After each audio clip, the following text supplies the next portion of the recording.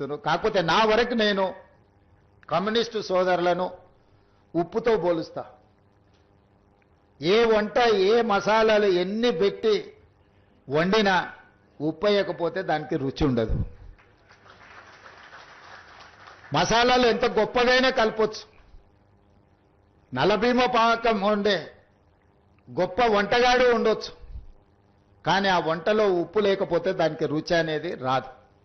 ప్రజా సమస్యల మీద కూడా ఎర్రజెండా కనిపించినప్పుడే ప్రజా సమస్యల్ని పరిష్కరించడానికి ప్రజలకు ఒక విశ్వాసం. అది మేము ఎన్ని చెప్పినా వీళ్ళు అధికారంలోకి రావడానికి ఆలోచన చేసి చెప్తున్నట్టు ఉన్నారని అనుకుంటారు. కానీ కమ్యూనిస్టులు చెప్తే ప్రజలకు ఒక నమ్మకం, వీళ్ళు చెప్తున్నారంటే ఏదో కొంచెం విషయం ఉన్నట్టే ఉంది అని. కమ్యూనిస్టులు అధికారంలోకి తేవడానికి పనికొస్తారో పనికిరారో నేను విశ్లేషించలేను, కానీ ఉన్నోన్ని దించడానికి మాత్రం 100% పనికొస్తారు.